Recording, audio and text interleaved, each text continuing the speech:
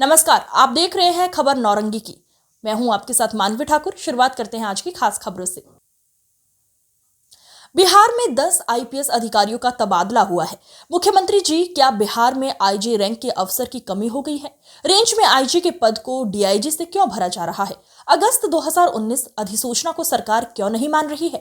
अपने ही फैसले को क्यों पलट रही है? क्या इसके पीछे लोकसभा का कोई चुनावी वजह है या सरकार किसी के दबाव में ऐसा कर रही है, जिसमें 2 रेंज फिर सुर्खियों में है और पूर्णिया रेंज और दरभंगा रेंज, जहां सरकार ने आईजी की पोस्टिंग का पद की स्वीकृति दी थी और वहां रेंज में आईजी की पोस्टिंग भी हो रही थी। लेकिन लोकसभा चुनाव नजदीक है और बिहार के मुख्यमंत्री नीतीश कुमार अपने ही निर्णय में इस तरह का बदलाव क्यों किया? ये आईएएस रैंक और आईपीएस में चर्चा का विषय बना हुआ है कि मुख्यमंत्री नीतीश कुमार लगातार 18 साल से बिहार के मुख्यमंत्री है और अपने दिए गए आदेशों को क्यों बदल रहे हैं। एक अनुभवी भी मुख्यमंत्री के रूप में इस प्रकार का निर्णय आईपीएस अधिकारी के पद के लिए लेना कितना उचित है? इस पर बिहार के मुख्यमंत्री नीतीश कुमार को गंभीरतापूर्वक विचार करना चाहिए कि मैंने ये आईजी की पोस्टिंग के लिए नियम बनाया था और रेंज बनाया था। मुख्यमंत्री जी, क्या आईजी की जगह डीआईजी की पोस्टिंग करने का विचार किसी आईएएस अफसर या किसी सीनियर आईपीएस ने आपको ये सुझाव तो नहीं दिया?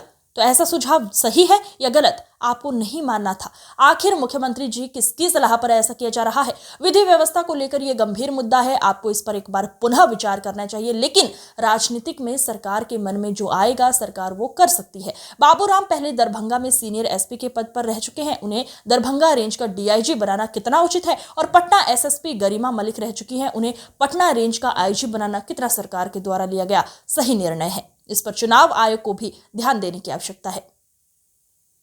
आज की खबरों में बस इतना ही। देखते रहिए खबर रिपीट। 3 जनवरी है और रात के करीब 8 बज रहे हैं। दिन बुधवार का है। मुख्यमंत्री जी और आपकी सरकार ने जोन को रेंज बनाया था पुलिस में और यूपी में मैंने देखा कि आईजी के पोस्ट पर एडीजी की पोस्टिंग उत्तर प्रदेश में की गई।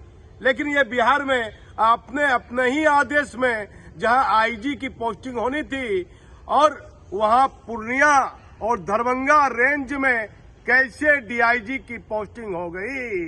राज्य सरकार की ऐसे निर्णय पर सवाल उठना लाजमी है। जहां महत्वपूर्ण है दरभंगा में एसएसपी बाबूराम साहब रह चुके हैं और दरभंगा रेंज में ही बाबूराम साहब को डीआईजी बनाकर भेज दिया गया। 1 साल पूरा हुआ होगा बाबूराम साहब को।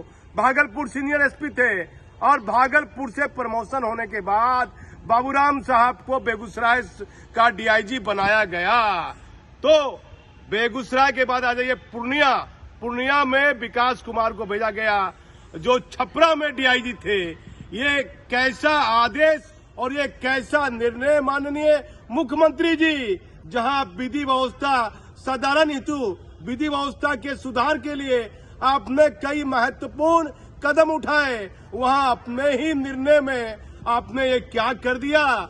जहां आईजी की पोस्टिंग होनी थी वहां पूर्णिया रेंज और दरभंगा रेंज में डीआईजी की पोस्टिंग क्यों कर दी? एक रिटायर डीजी स्तर के पदाधिकारी ने कहा, रिटायर जो बिहार राज्य से अलग रहते हैं, उन्होंने कहा ये मुख्यमंत्री का अपना निर्णय था। उन्हीं की सरकार ने जोन को रेंज बनाया था तो उनको अपने निर्णय में गड़बड़ी नहीं करनी चाहिए थी।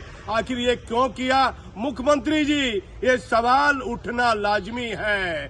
2 रेंज में पोस्टिंग में गड़बड़ी की बात सामने आई है। आप आ जाइए, आईजी में है, होमगार्ड में आईजी है एम सुनील नायक, आईजी में है पी कंदन जो सीआईडी में है, सीआईडी के एडीजी है जितेंद्र कुमार सब काम देख सकते थे। जैसे आईजी सुरक्षा का पद वर्षों से खाली पड़ा हुआ था, वहां IG Vinay Kumar IG headquarter को आईजी सुरक्षा बनाया गया। उसी तरह आईजी सीआईडी का पद के बदले एडीजी सीआईडी जितेंद्र कुमार से काम लिया जा सकता था। लेकिन डीजीपी साहब की सहमति है कि पी कंदन साहब, राकेश राठी और पटना एसएसपी राजीव मिश्रा उनके रेंज से उनके नजदीक रहने चाहिए, उनसे काम लेने में आसानी हो। तो डीजीपी साहब की सहमति राज्य सरकार ने मानी है। लेकिन ये 2 रेंज में आईजी की पोस्टिंग की बात राज्य सरकार ने ही मोहर लगाया था। राज्य सरकार ने ही आदेश जारी किया था कि इस रेंज में आईजी की पोस्टिंग होगी और इस रेंज में डीआईजी की पोस्टिंग होगी। तो बिहार में वैसे बहुत ऐसे आईजी हैं जो सेंटिंग पोस्ट में है और डीआईजी में है मानव सिंह ढिल्लों साहब, पटना सीनियर एसपी थे, ईमानदार आईपीएस अधिकारी हैं और उनकी पत्नी है हरप्रीत कौर, वो ईमानदार आईपीएस अधिकारी हैं। तो दोनों डीआईजी को इतना डीआईजी का प्रमोशन हुआ तो कई डीआईजी को नजरअंदाज भी राज्य सरकार ने किया है। चलिए ये राज्य सरकार की मर्जी है, लेकिन तबादले और पोस्टिंग में सवाल उठ रहा है। चुनाव नजदीक है, चुनाव आयोग को ध्यान देना होगा।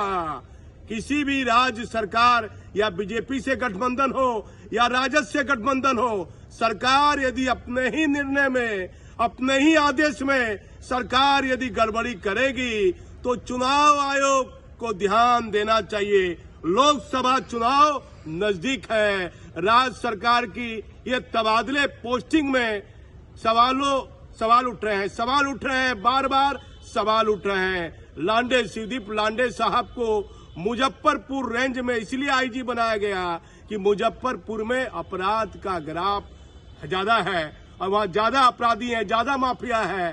तो इसीलिए पटना रेंज की जिम्मेदारी नहीं देके लांडे साहब को मुजफ्फरपुर रेंज भेज दिया गया है।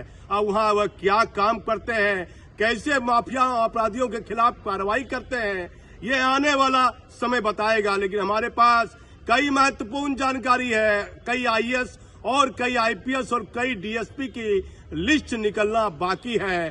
पता नहीं राज्य सरकार बदली पोस्टिंग में क्यों समय ले रही है, क्योंकि अफसरों में नाराजगी देखी जा रही है।